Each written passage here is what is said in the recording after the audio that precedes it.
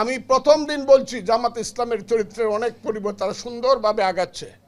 কারণ জামাত ইসলামের আমি চিনি, যত দেখে না করে পাকনা দাড়ি টাড়ি, ওনাকে আমি সালাম দিই, কিন্তু বয়সে আমার 5 বছরের ছোট উনি।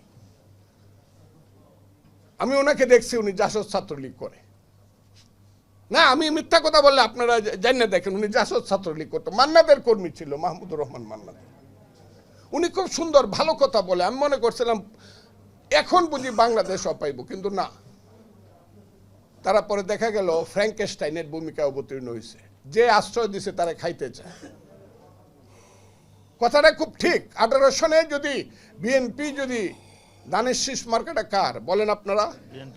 বিএনপির তাদের পাল্লা মার্কা ছিল, বিএনপির মার্কা দিয়ে তারা ইলেকশন করছে, বিএনপির আস্তিনের নিচে তারা আশ্রয় নিয়ে পলিটিক্সটা করছে 18 বছর 20 বছর। এখন যেন মনে হয় নৌকার দানের শীষ 2 সাপের 1 বিষ নাকি। এটা কারা ছড়ায়? ইউটিউব গুলা কার? 50,000 ইউটিউব আছে জামাত এবং শিবিরের, তারা এগুলো দখল করছে। ব্যাংক তারা দখল করছে, হসপিটাল তারা দখল করছে, প্রতিষ্ঠান তারা দখল করছে। এটা আমি খারাপ মনে করি না। বিশ্ববিদ্যালয় তারা দখল করে ফেলছে, ভাইস চ্যান্সেলর সব। আমি আমার জেলা দিয়ে বলি, আমার জেলায় একটা সিট যদি পায় জামাত, আমি মনে করবো আমার পুনর্জন্ম নিতে হবে। আমি চ্যালেঞ্জ করলাম, আমার কিশোরগঞ্জ জেলার জামাত 10% ভোট পায় দেখাক। সুহেল আছে এখানে, কিশোরগঞ্জ অনেক 10% ভোট পা। কিন্তু এখন আমার জেলা জামাতের কথা ছাড়া চলে না প্রশাসন।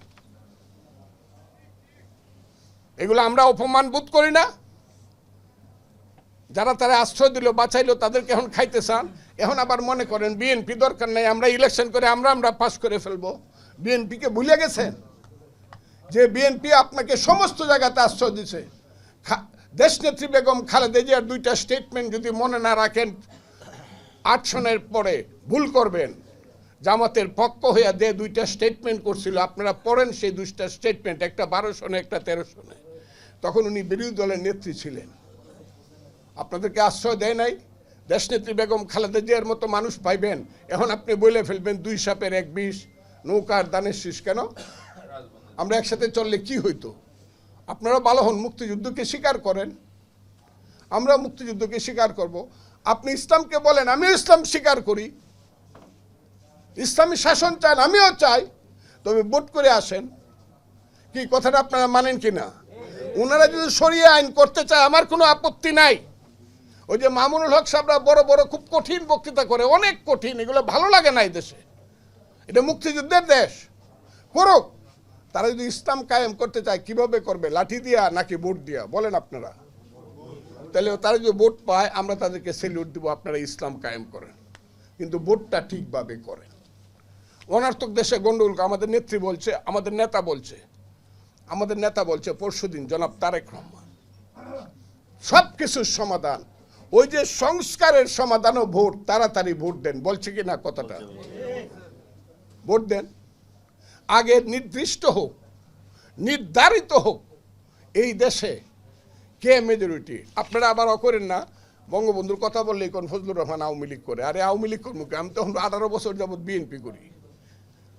বঙ্গবন্ধু, শেখ মুজিবুর রহমান সবাই যখন ইলেকশনের কথা না করছে, যখন ভাসানী নিয়ে কমিউনিস্ট পার্টির স্লোগান দিছে, তাদের কমিউনিস্ট পার্টি রইল তো ওই হারামজাদা জনগণ, রইল তোদের নির্বাচন, আমরা গেলাম সুন্দরবন।